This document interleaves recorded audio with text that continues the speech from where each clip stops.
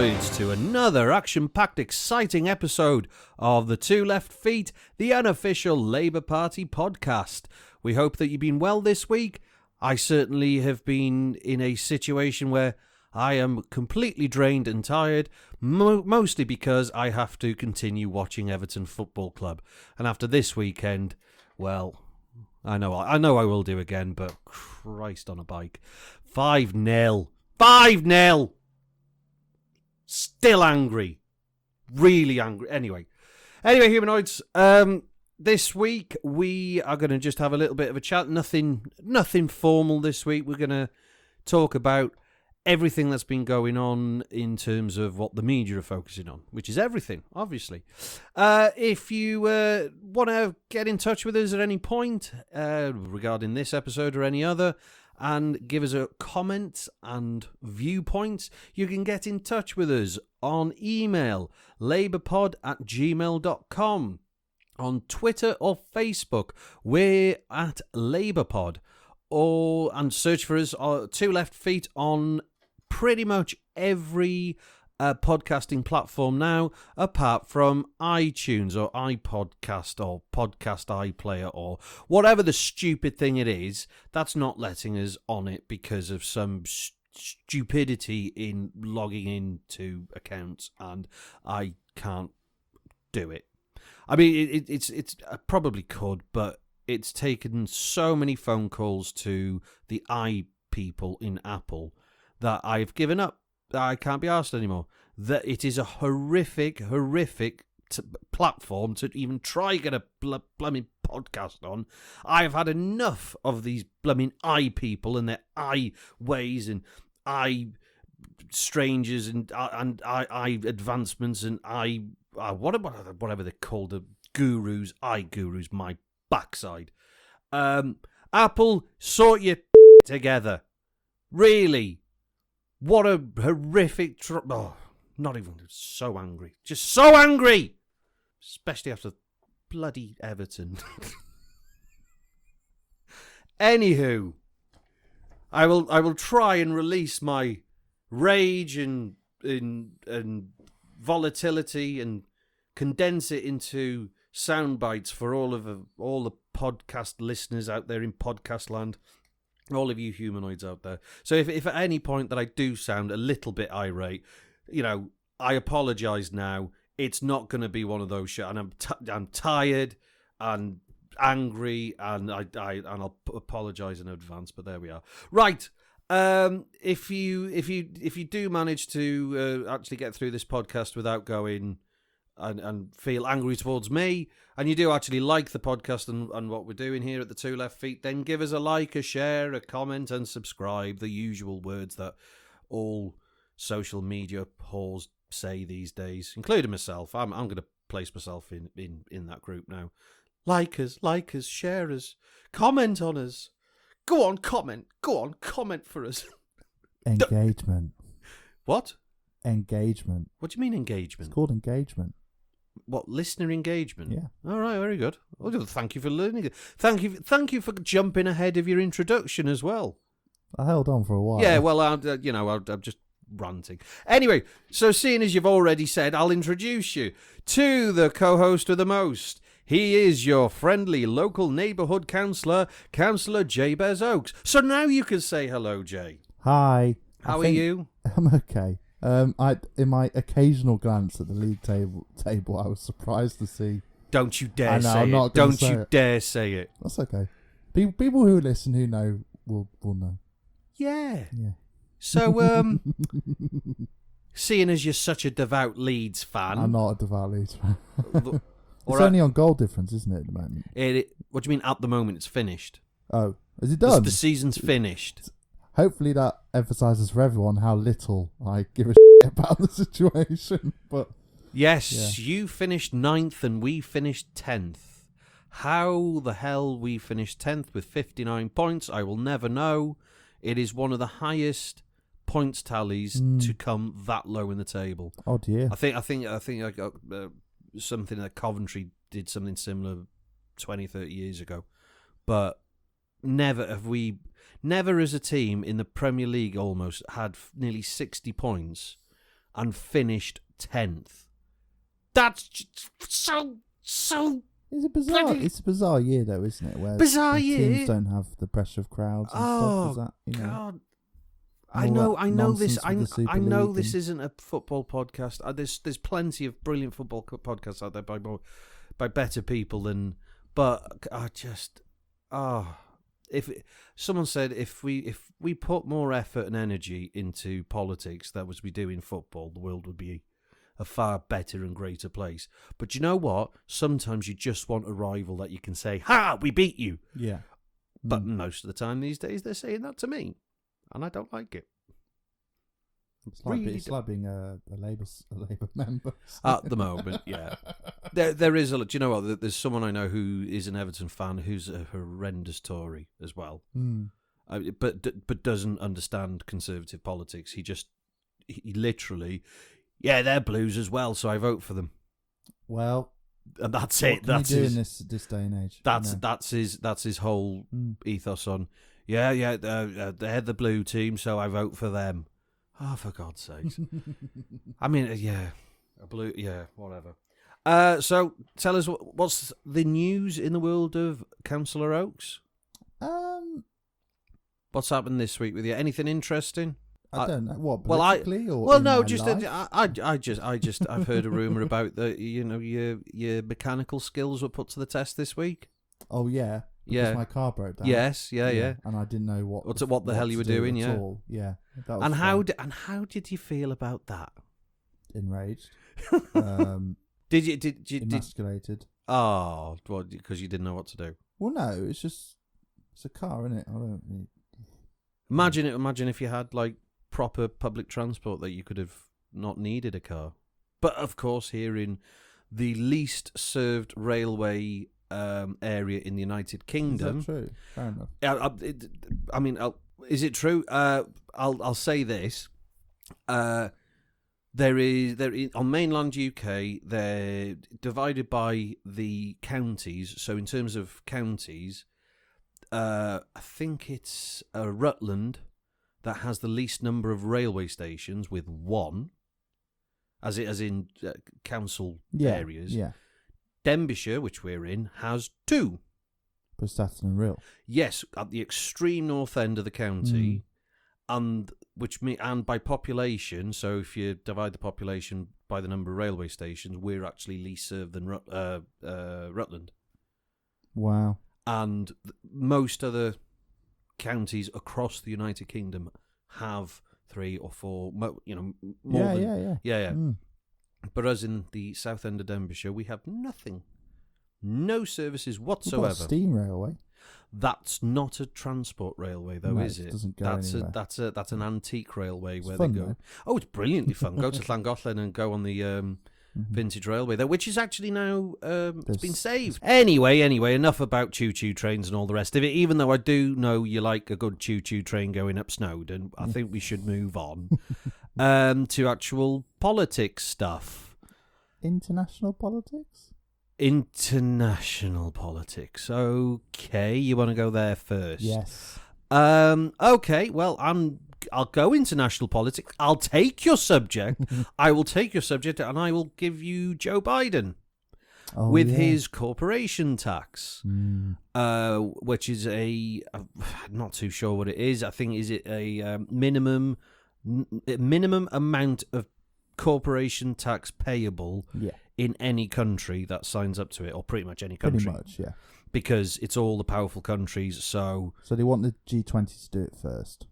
The whole of the G20. And then it will filter down to the OECD countries. Companies. Because they'll pretty much be forced if the G20 do it. Yeah, pretty much. Yeah. So it's creating international pressure. And guess which cog has come undone? I'm going to say America, because they're the ones that usually don't want this. And pretty much every administration has said no to it. And it's the last key of the puzzle to be able to get this done. Am I right? No, America, Congress is hesitant about it, but it's actually our Parliament voted against it last night. Our parliament. Well, hang on. I mean, this is we're recording the day before this actually goes out. So this comes out the Wednesday. So we're recording. Monday. Yeah, thanks for giving the game away. We're Sorry. actually. I mean, not to actually say to the listeners, actually, we're recording twice now because the recording we did yesterday didn't record. Yes, dear listener, we don't actually record and edit and post everything on the same day. No, so to give our business away. But yeah, so on Monday night, our great Westminster Parliament, who speak for us all, obviously, voted it down, and the amendments put together by the Labour Party as well, and voted those down, and we are now the last cog of the G20. Pretty much, yeah. Even though in the past we have stated that we were in favour of such moves, we are now not in favour of such moves. Yes. Why, Jay? Why could we possibly not be in favour? Because we left the European Union, and now our entire economic model relies on becoming a tax haven. Is my speculation. Like Ireland. Ireland isn't. Ireland were quite against it, and they asked for the international agreed minimum to be lowered to match. Did they? Yeah, to match with their tax rate. Oh, right, okay. Because they rely on it hugely, as Yeah. we know. You know, many corporate headquarters for Europe are based in Dublin, Ireland. Yeah. And they set about basically saying it was going to be 21%. That's what Biden wanted to do, because that was the median rate across the world. How much? 21%. 21? Yeah. Okay. So, and that, you know... Because it's already, what is it, 19 here? It's gone... Yeah, it's 19 at the moment, might go up. It's been fluctuating between 20, 21 and 19 for years now. Yeah, so it's basically... That's where we're at. We're debating numbers, except for us, who basically said, no. We're not doing it. Do you reckon this is the fallout from getting nil point in the Eurovision? You're complete. I hope so. Such a blank look came on your face then, like, what, Eurovision? I know we got nil. I watched it. You watched it? Yes, I didn't. I love Eurovision. I did. Anyway. No trains in it, though, but there you go. No trains, no choo-choo trains or anything like that. But, see, I didn't watch it because, one, I was working, and two, I knew what the result was going to be. Yeah. Basically, the UK having nil point again. Italy won, though, which was interesting. Some of the more politically savvy people I know predicted Italy and got Italy. Oh, fair dues. Yeah.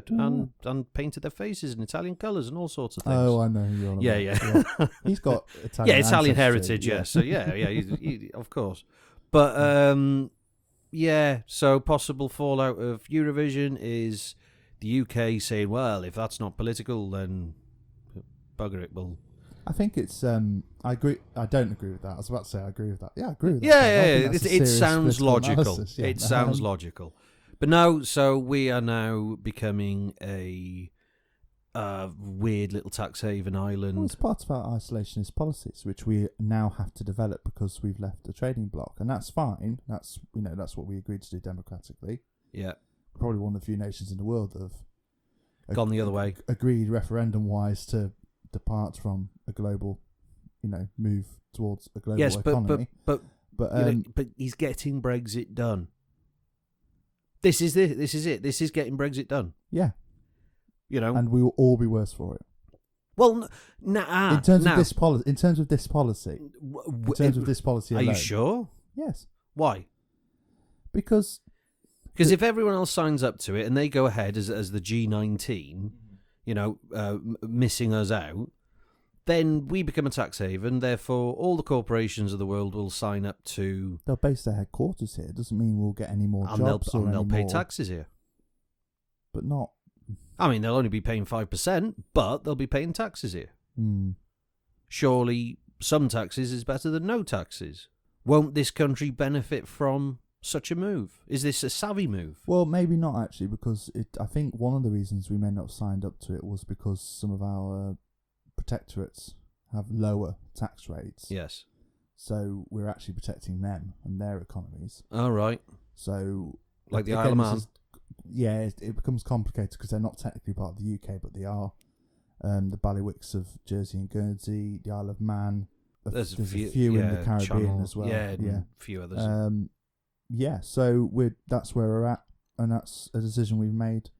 But is it a savvy move for putting more money in the coffers, in the tax coffers? I think the problem becomes, and this is becoming more and more of a problem, is it may be a savvy move economically for those who gain economically from our economy at the moment. I've used the word economy a lot there, but it's relevant. Is it going to benefit those who perhaps need some redistribution of wealth? Absolutely not. It's the same with Brexit as well. This may have long-term gains for our monetary economic policy. Absolutely. But Thatcherism in action. Well, yes, and the aim with Thatcherism is to force us all to pull us up by our bootstraps. I understand that, but we've had 10 years of this nonsense already. 10 years of austerity. Yeah. Oh yes, which is Thatcherism in action, and then we've got Brexit, which is. The Brexit benefit is on its way, and I suppose this decision is part of the Brexit benefit. Yep. Yeah, but no, sorry, we can't say benefits to certain people because they're not on benefits. They don't take benefits at all, ever, never, because benefits are wrong. Tax breaks are benefits too, guys. Yeah, it all is. So, as a policy, do you think it's going to go through at some point? Because I don't think it's going to go through here. I think at some point maybe the G20 will go, okay, Britain, you're going through a period now. We'll come back to you. It's really tricky to know what's going on because in one instance we're doing these quite right wing moves to isolationism, but also we're nationalising the British Railway. So that is so bizarre. How do you play this in terms of traditional political ideologies? Do you know when I heard the story about the British? Well, it's not the whole network. No, it's not because we're Transport for Wales, aren't we? We've got our own. Yeah, we're already nationalised, which happened last year. Yeah, year before. No. I mean, in terms of there are still private enterprise involved in parts of Network Rail or it won't be nationalised completely. Yeah. The operators will still be private, but there was a little part of me looking at it going, is he nicking? And I'm talking about the Johnson now. Is he nicking some of the 2017-2019 Labour manifesto and then putting it out as his own? Because now it just seems to be a brilliant move that he seems to be making. That a lot of the press are saying, "Oh, that's a savvy, that's a great." I'm using savvy too much, but that's a brilliant move. But 18 months ago, 2 years ago, the same press would have slated. Oh yeah, the Labour manifesto for suggesting the same policies. The more and more this happens, the more and more we need to start asking what is happening with our press, our media, in terms of. Is it possible? Is it possible? Yeah, is it possible that it's the watch the left hand, the right hand moves, and literally the right hand is moving over to the left? As in, because some of the things that come out, the traditional working class voters are now seemingly more associated to the Tory party, and the Tory party seem to be moving towards left policies. No, I think it's complete. I completely disagree. I think voters have bought, perhaps rightly, the argument that the Labour Party is a certain class of leftism, which is, identity politics, wokeism, culture wars, that sort of thing. They've bought that narrative that the media put out constantly, all the time, and they have done for the last few years, especially since Corbyn got into power. And they bought it completely, which means when the Tories do something that's left-wing, no one says, oh my God, it's left-wing. They just say, oh, well, the Tories are doing what they need to do. Yeah, but then this is what I'm trying to say. The Labour Party being sidelined is what I think is happening. Yeah.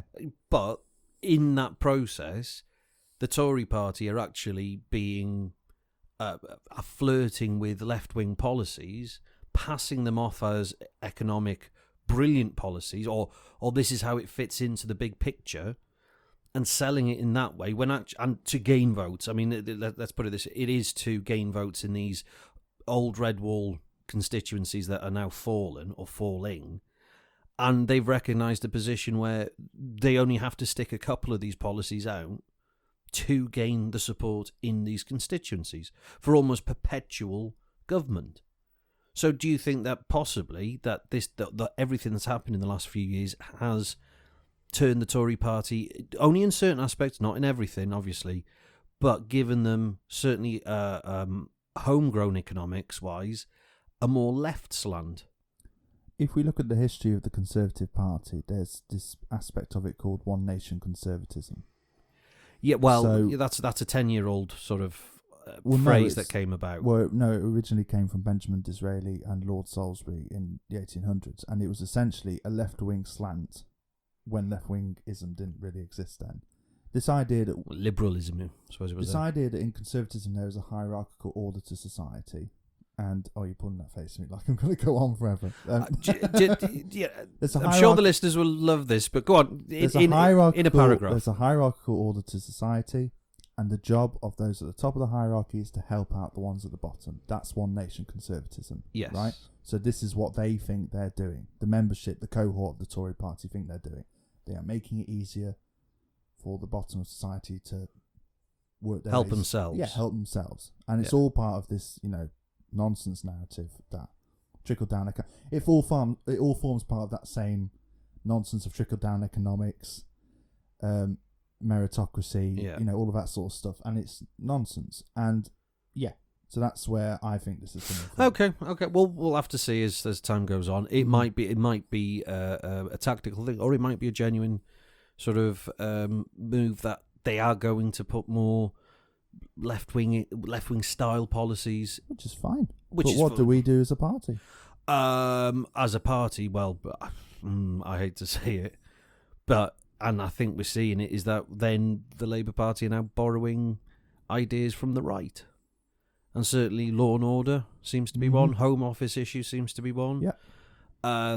Reluctantly, but foreign policy seems to be going that way as well. Well, I go back to what I said in the election review podcast, where it was basically, it is the job of the opposition to represent those who oppose the decisions of the government, broadly speaking. Yeah. And Labour have not been doing that. There are bills that have gone through Parliament, covert terror, all of those kind of Which they've dodgy abstained bills, on. Which they've abstained on. Yeah. They might do this with the railway bill as well, and they shouldn't, because there are aspects of it which are awful in terms of like how it works as a law and as a series of regulations which should be scrutinised. Labour need to get to grips with what their role actually is now, which is to be picky, scrutinise and ensure that if the Tories are going to go left wing, they go left wing in the right way, and that's okay to do that. We're not losing anything by doing that. No, I mean, in this media climate we will, but Yeah. so what? means in to a an end way. because people in general are winning, if Yeah. that's the case. But Mhm. okay, very interesting. So, talking about the current Labour Party, we've got a by-election coming up Yeah. in Bately and Spen, Yes. which is West Yorkshire, Yes. somewhere about there. I'm not too sure where it is, to be It's honest. West Yorkshire, I think. I've just said that. I don't. The Anyway, previous MP is now Mayor of West Yorkshire. That's why a by-election happened. oh, is that the reason? Yeah. Ah, right. I was wondering because I couldn't figure out who'd gone. Anyway, so the Labour candidate is Kim Ledbetter. Yes. Ledbetter? Yeah, Ledbetter. Better than my pronunciation. Yeah, which is Leadbeater. Yeah, you which I said thought that was a before, and bit I'm mean. sure it's Ledbetter. Yeah. Kim Ledbetter, who is the the sister of Joe Cox. the late MP Joe Cox. Now, I'm not wholly against this because it was the membership in Open selection. open selection in that constituency Labour Party who picked Kim. I have heard some grumblings against such a selection, but from certain parts of the party, as you would expect, one child doesn't get it, the other child starts screaming, But I have to say to people of that type who are complaining slightly, I have no problems with it. It was a fair selection through a selection process. The members of that CLP selected Kim. There should be no arguments there. No, I don't think there should. I mean, there's always unease when, whatever the circumstances, including awful circumstances, there's always a bit of unease when a relative gets involved in politics. Yes. But she's her own person. Yep. She seems to have a good background regardless of her involvement, regardless of everything that's Yep. happened. And let's go for it and keep that constituency. Yeah, I think it was Labour before. I don't think it's ours to lose. Do you know? Again, Is it one of those? Oh god. Well, they all are now. That's what we need to. That's how we need to think of it. We are not to be dramatic like I was previously, but we're fighting for our lives in England. That's what we need to do. That's how we need to treat it. And And do you think it's because of lack of policies from the top, or lack of direction? Definitely lack of policies. Yeah, because I think this is a criticism that's not just from one specific part of the party. It's from the two biggest part of the parties, to be fair, and both sides are sort of saying there needs to be a bit more direction from the top. There needs to be something that's what somewhere to pin the flag on, and then that's where our standard is. Put it this way, as an officer in the Labour Party, I don't get much from National Labour. I get an email every single week from the Welsh Labour Party. Really? Yeah, that's the difference. So Welsh Labour give you sometimes heads up about things. Sometimes they're full of nothing, just but they're keeping in contact. But they're just sending these out all the time, and that's something. I mean, maybe National Labour do to some officers. I don't know, but I'm a chair of CLP, so you should be getting from get something. National office. Yeah. Okay, so maybe a communication issue. If there's anyone I out get there, nasty emails from the General Secretary every so often, but that's that's everyone now. Yeah, I mean that's it. Don't talk about this. That's his job now, basically. Don't talk about things you need to talk about. Talk about things you don't need to talk about. Yeah. And talk about things that are irrelevant. Or I don't know. That sort of moves me on to the next subject. Oh, is that how you're going to transition? Yeah, that's fantastic. Yeah. I think keep it on the whole thing of international politics. I sent a message to Dav before, and I said, my hatred of you is only equaled by my admiration. That's only because of my use of the thumbs up on Messenger. Yeah, this is another thing that's going on at the moment, and without joking, definitely aside, the Middle East. And in specifically the goings on in Israel. Now, I understand there is a ceasefire, which is brilliant, but I think a lot of people need to remember it doesn't matter what your viewpoints are, on which side of the fence you seem to be falling, because it doesn't matter what view. If you air a view on this subject, I guarantee you there'll be a dozen or more people on the other side calling you and calling you all sorts of names from the other side to say how a horrible person you are to dare take that viewpoint. And I've said to you before, let's just get the bigger picture on this, where people are dying, kids are dying, innocent people are dying. It is not fair on those people for them to be subject, regardless either side, whoever's getting hurt, whoever's getting injured or killed, and there's a lot, it's not, and no side's innocent on this, that it must be remembered that it's those innocent people, their lives need protecting first. And regardless of any of the politics or anything that comes on top of that. But that's as far as I can possibly be willing to comment. Because, unfortunately, if I do comment any further than that, I will have those people saying from either side, what an awful person I am for commenting in such a way or having that opinion. When really, I don't really have much of an opinion because I don't know enough or understand the situation enough. I have a fair understanding of it, but not an expert understanding. And certainly not enough of an expert understanding to criticise any side. Oh, I mean, I don't have an expert understanding. I've been reading about it and trying to learn about it for the last, since I started thinking about politics and international politics. And I am uneasy about talking about it. Yes. Despite knowing quite a lot about it, I still think, because where do you start? Because it is such a minefield, and especially when you have people who have not expert knowledge, but a greater knowledge to one specific point of view. Yeah, I think that's as a topic, that is because I side of it which I only say that because unique, because these people then come back at you with very, very emotive reasons why you're wrong Yeah. and why you're a horrible person. And you just sort of think, no, I'm just trying to understand it. And this seems to be the appearance of what I see or what I hear. And then you'll get someone... it's a difficult subject. And given my joke into this sort of segue into this subject, it's not helpful that we can't talk about it, the broader subject more openly.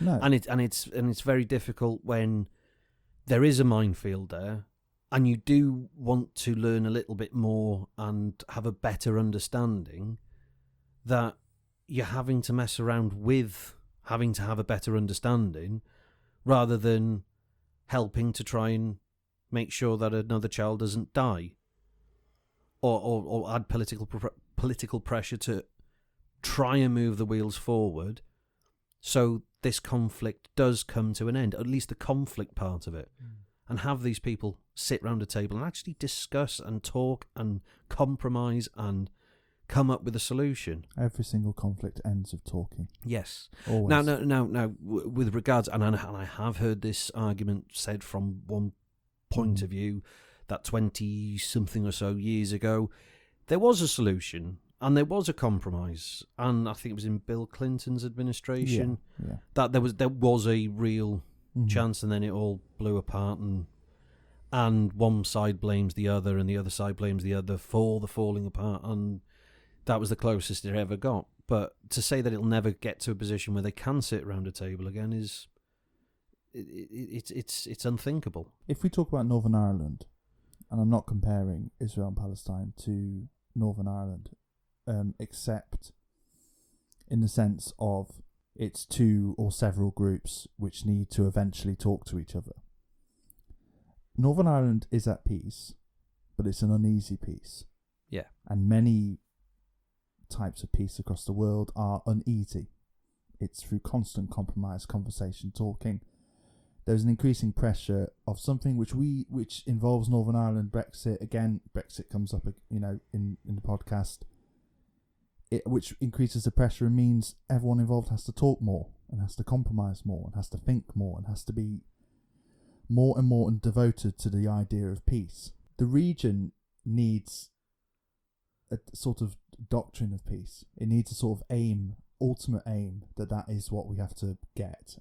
And Northern Ireland does that with a lot of compromise and a lot of work, and there's plenty of other regions in the world which exist in that state. I'm thinking of Pakistan and India, and other places. And you can get into the origins of it all. Yeah, well, interesting sort of what's the common denominator about these all of these areas. I'm not willing to say that. Very interesting historical common denominators. Anywho, I don't think there's much that we can possibly say about the subject, because it's a long it's 100 years now, and it's not going to end anytime soon, and that's horrible to say, because I can't see this conflict ending soon, and I can't. But I just hope that it moves from a position of actual conflict to political conflict, and possibly I don't know how they're going to resolve it. I really don't. Yeah.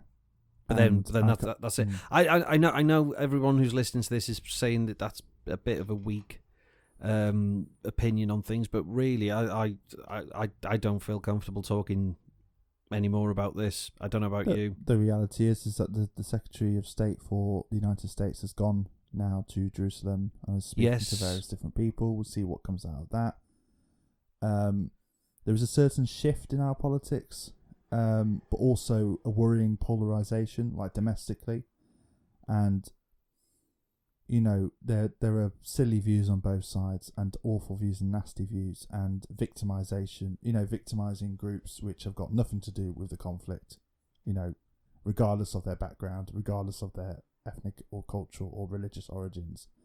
And, it really is a conflict you can talk about without mentioning those things. It really is. I mean, there's scholars throughout history who There's a few who say it relates to the religions involved and the cultures involved, but there's many more who say it's got nothing to do with that. It's land, economics, military history. It's and land and property. Sorry, and that's it.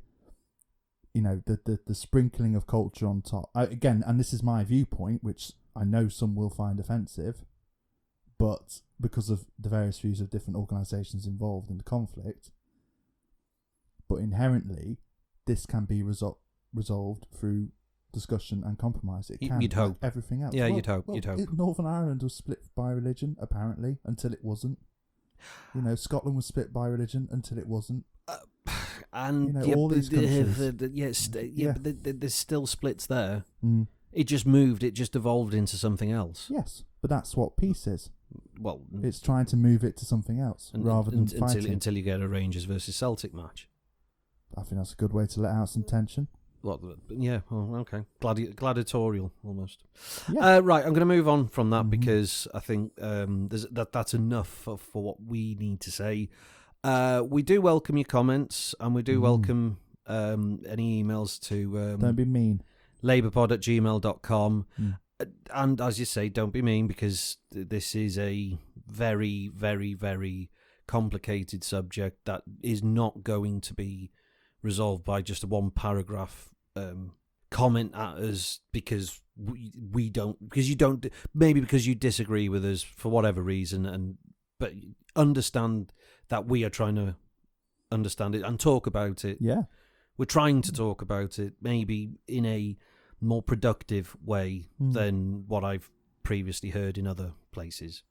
Yeah, absolutely. Yeah. Yeah. Right, moving on. Other news stories is Belarus. Oh God! What the hell's happening there? That's still a very developing issue, isn't it? I mean, as of today, so this is so you'll be hearing this tomorrow on Wednesday. So today, what I can't pronounce the name. What's the Belarus prime minister? Prime minister, is it? Litvinenko. Might be. Yeah. I can't pronounce it. I bet it's something like that. Yeah. So it forced a plane down, Ryanair plane, into Minsk. Yeah. Because of a blogger, or an opposition blogger who organises protests against the Belarusian government, was on that flight, so they diverted it into Belarus and then brought the plane down. Well, not brought it down, but forced it down by air fighters. Yeah. And then arrested the blogger. Yeah. Possibly beat him up, depending on the video you saw this morning with the bruises on his forehead. And where he's then admitted to all crimes suddenly. Yeah. On a video. That's been sent out. Yeah, that doesn't sound... He could be executed as well. Yes. The one country in Europe that still has a death penalty. Yes. There was I was watching on the news earlier on that the opposition leader to the government, which I don't know how much opposition there can be there, possibly more than this country, I don't know, but the oh, you teased, Dav. he was saying that there's actually about 400 plus political prisoners in Belarus. It's quite a right-wing nasty place. And there's potentially, he said, they could all be sentenced for execution. Yeah.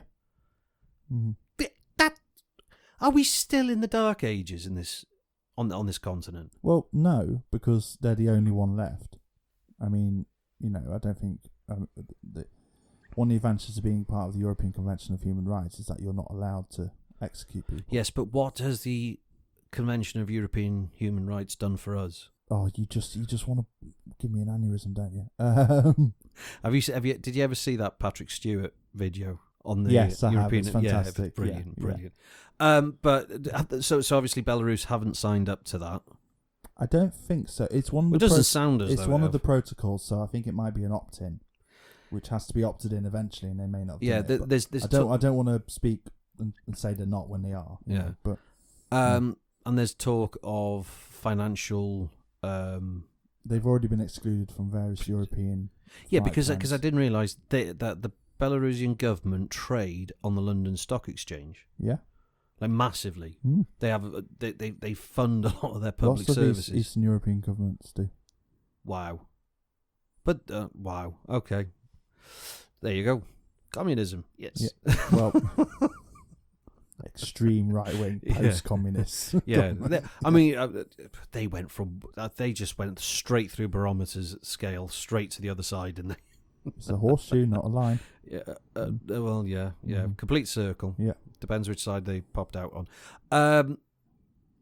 I dread to predict what's going to happen here, but I think there has to be a few more sanctions against Belarus at the moment than what's happening. I know there's a few financial penalties and they suspending. A lot more pressure can be put onto it Yeah. because of the European Union aspect of things. Yeah, just because some blogger with a video camera makes a couple of banners and a couple hundred people start protesting. Well, as much as the right to protest and for it to be declared as an inconvenience in this country has been legislated against, at least the Tories do allow protest.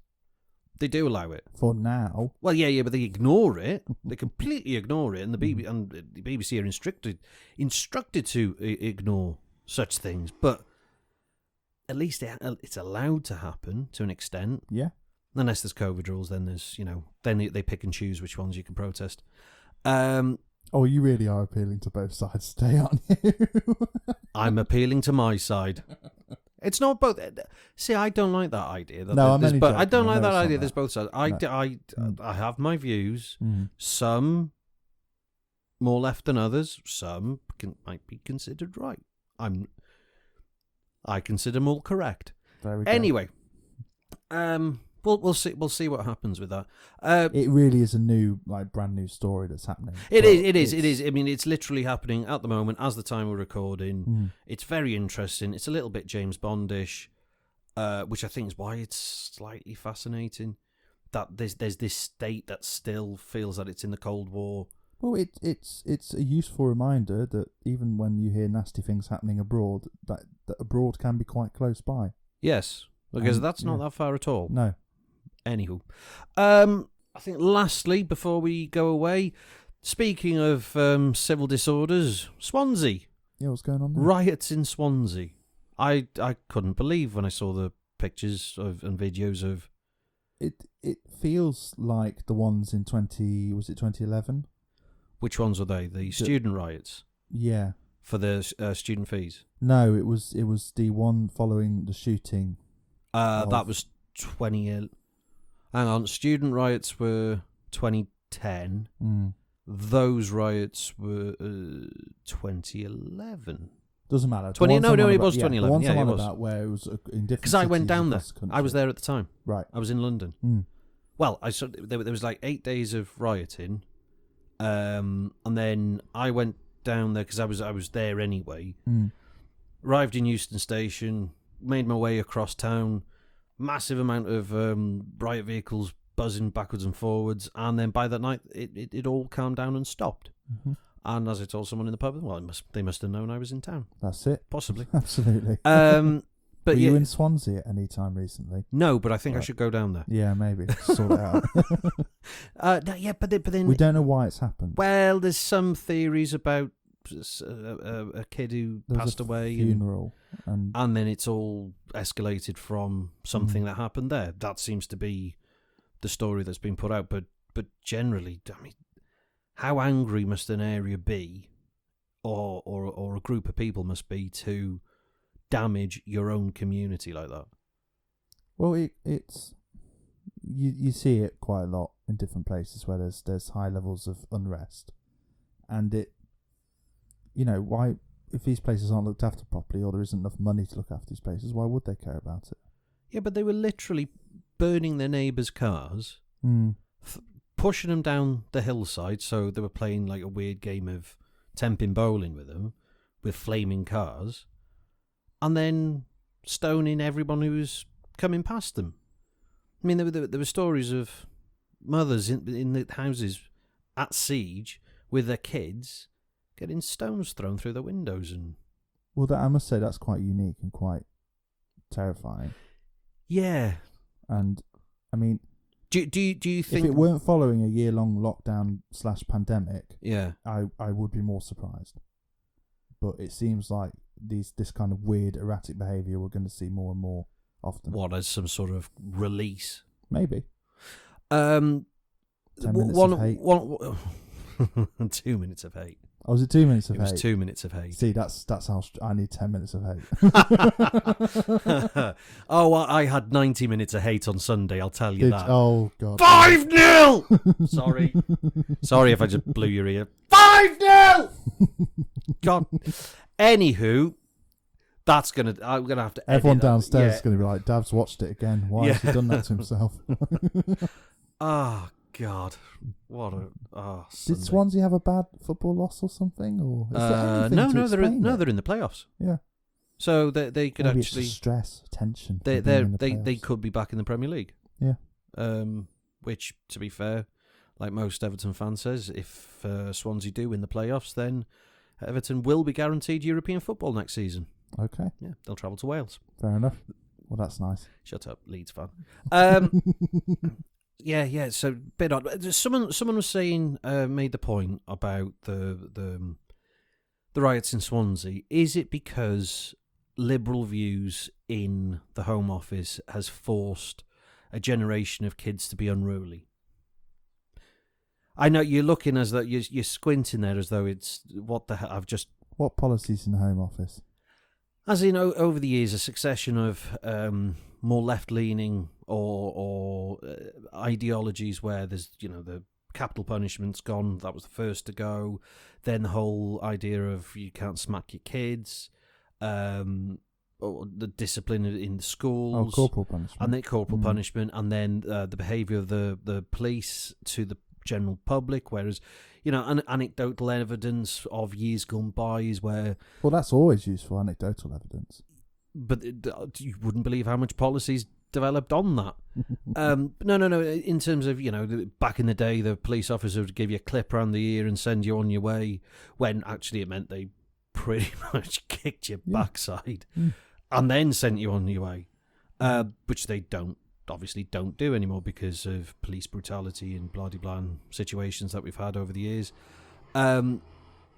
Should those policies be reintroduced? Well, corporal punishment, capital punishment is that has no effect on crime rates. No. Anywhere it exists. No, I'd agree with that. The one example where people try to prove that capital punishment does help with crime rates is Japan. And what you forget in Japan is that there's a huge amount of pressure from prosecutions. There's a high prosecution rate, high conviction rate. If you get caught doing a crime, you're going to be convicted. There's all sorts of factors involved in criminal justice and why people are unruly. Schooling obviously is a huge factor. It's just... What a huge topic. Yeah, but what? I mean, this is the thing. There's a. Is your point? Are we being too soft? There is a point that participation medals and that kind of thing, or is it? I couldn't give two. Yeah, because that about participation medals or any that just irates people that shouldn't. We still win a huge number of gold medals compared to our population, and in terms of sport and stuff. All of them chocolate ones. Yeah, but there's the idea that when in years gone by you had a bit more of a disciplined society, possibly from national service. I think it's that idea from national service days where I think you've said this to me in the past. There was a period of time where unruly young men who, after they're leaving school and not really settling down for a career, there's a little bit in between where, it used to be they sow their wild oats or some stupid phrase that would excuse them for what they do, left society for 3 or 4 years to national service, then came out as a well turned out man. I don't think I would have said that to you. No, you made the point that was the idea. That was the idea. Yeah. Mm. Is there a argument that for people who don't go into full-time education or employment after they leave school, and if they find themselves you're going to make terrorising me bring my Quaker card out again? Okay, pull your Quaker card out then. You a Quaker? you shouldn't compel anyone to serve in the military ever.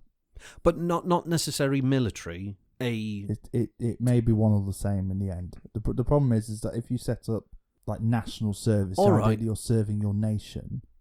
Okay, what about National Education Reforming Service, or within the part of the education system rather than the Home Office? Well, we force children to go into education and training up until they're 18 now. That's, they have to be in some form of educational training up until they're 18. Yes. So that's a step towards doing that. But what I'm saying is that there are a lot of people who say that for that period of time, from about 18 to 22, 23... After that, yeah, okay. That there is a period of time where certain people don't know what to do. Christ, I'm in my 30s and I still don't know what I'm doing, but... Who's going to serve my coffee in Costa? Or my pint? Wow. No, but seriously. No, because this form... Wow. It's not... I'm not making the argument you think I'm making. The argument I'm making is we want a young workforce to do shit jobs. That's what our service-based economy, which it is now, wants. Yeah, but then we shouldn't rely on young people to no, of course we fill shouldn't. Those jobs. Of course we shouldn't, but we do because the law sets out that we can pay them less. The law sets out that their benefit rights are less. The law sets out that their housing rights are less.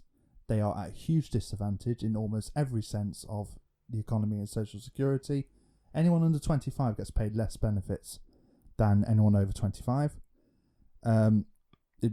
Means tested benefits. They can get paid less, their minimum wage is less. It's not the national living wage when you're under 25, even though there are loads of kids now. So are you saying that these people are justified in rioting? No. The under 25s, is it justification that they tear open their communities because... No, despite your skillful whataboutery, what I'm saying is not that people should be allowed to riot and pillage when there's no social cohesion. Pillage, I like that word. Well, it's the word that people will soon resort to when there's no other solutions other than we need to put more money into and more regulatory protections into the young in our country. We've spoken about the crisis in hospitality at the moment. Yes. Which is essentially people don't want to be paid crap for a job that's actually quite difficult.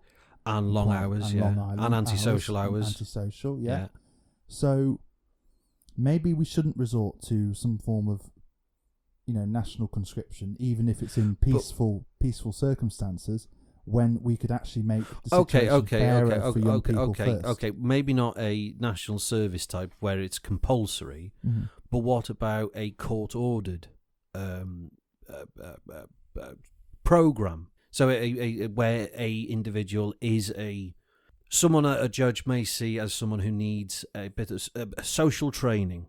If you talk about reforming the prison system and the probation system into one that's rehabilitative rather than punitive, absolutely. Well, what I'm saying is at that age, there is an argument that those people can't be rehabilitated because there's nothing to rehabilitate. They didn't come from a position of peace and tranquility. They've always been in this turmoil. Now they're old and strong enough. But it's still termed as rehabilitation. It's still the same process. It's about making sure that when they leave prison or when they go from the justice system, before they reach prison is the ideal. Absolutely. Well, no, you don't. Well, there's a great story in a book by The Secret Barrister, and it's like stories. Never heard of him. Stories from or her. Ooh. And essentially, he talks about, or she talks about how the justice system. It is. Well, there's a story of when a young chap is before a free magistrates, right? Yeah. They're talking about how he's close to being drawn into that criminal world. He's got criminal friends and all this sort of stuff. Can we set up a scheme where, can we put him into a youth offending scheme where he gets trained up, he gets sorted, all this sort of stuff? The kid's on board, his probation officer's on board, his parents are on board, and then the magistrates are on board. They're like, shall we do it? Let's do it. Yeah, okay. They all go into the conference with their legal advisor, who is the person who advises them on the law. That all happens. They come back out, sentence him to 6 months in prison. All right. Because of whatever was discussed behind those doors. There is a serious problem in the way our legislation is drawn up for young people and the criminal justice system and how they're treated when it comes to when when they're on a path to that kind of destruction and pillaging attitude, and they could be brought back, and they're not. The system fails them because we have a punitive outcome when it comes to justice, and we also don't treat young people fairly across the board. Mm-hmm. I'll keep restating that point. I think, economically we treat them awfully, but how can you justify teaching people, paying people under 25 less than people over 25? I know what the argument is. I know what some arguments are, and I agree with some of them in certain industries. Yeah, and go on. It's the experience thing. Yes, of course. And that's always the excuse. Yeah, but pay people over 25 more based on their experience. And this is the thing, and then you'll get businesses going, bankrupt and won't be able to have to lay. That's capitalism. Don't have a capitalist system then. Yeah. But then, full stop. End of podcast. Yeah, well, no, because the argument against that is don't have a minimum wage system. To have, if you're going to go full capitalism, then have a free market economy where even people's wages are in the free market, and then they become wage slaves. So arguably, they already are. Yeah, see, minimum wage has actually, for me, I think, has made it worse to a degree. Because there is now a minimum level, instead of employers paying based on their needs, so shortage of workers, so they pay a little bit more, or it's more of an experienced job, therefore they pay a bit more. Now they hold it to minimum wage. They actually sort of it's not the basic minimum. They treat it as the basic maximum as well. And I think that's... you can't complain. We're paying you the minimum. No, That's kind of our attitude, yeah. If we had universal basic income, we wouldn't need a minimum wage. Which we will discuss again some point. I think that'll be a good subject. Yeah, I think we should. Right then, I think that's done for this week's episode of the Two Left Feet, the unofficial Labour Party podcast. Thank you, Councillor Jabez Oakes, for your contributions this week. As always, much appreciated. Bye. We're not saying bye yet. Oh, okay. I'm just saying that. I'll say a bit more then. No, because I think the last couple of weeks we sort of drifted in between political histories and a couple of watch-alongs. I think this is the first, and election stuff. I think this is the first time we've actually had a chance to go back and talk about topics, rather than a lot of things that are going on within the party. If you did like this episode and agreed with what I said and disagreed with what Jay said, then you can let us know by getting in touch. Email is labourpod@gmail.com. You can contact us on Twitter and Facebook, which is @LabourPod. You can find us on pretty much every podcast platform apart from iTunes or iPodcast or whatever blood things they call them. Yes, and if there's any person out there who was on an iGuru from Apple, do get in touch. Tim Cook, yeah, you listen. Any one of you, just give us a hand, please. I don't even know if he's there anymore. I don't. It's just horrible. Anyway, so like, share, subscribe, and comment. Again, a little bit of social media whore because we have to, and because it's just the thing to do these days, isn't it? Engagement. Yes, listener engagement. So then, from the loving litigator... Oh, no, you don't like me saying that anymore, do you? It's not true. The man who can, your friendly local neighbourhood councillor. Say goodbye, Councillor Jabez Oakes. Bye. And it's a goodbye from me, and we'll see you next week on the Two Left Feet, the unofficial Labour Party podcast. Thank you, and goodbye.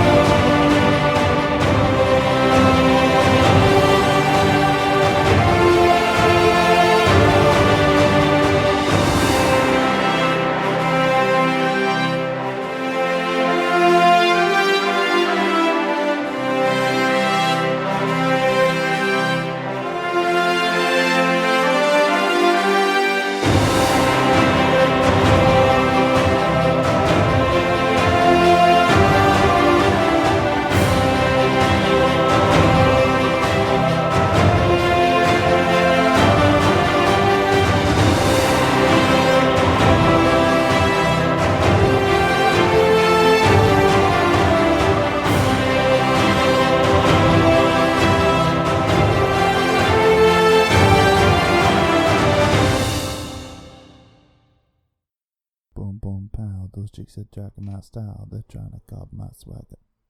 I'm glad I got that recorded.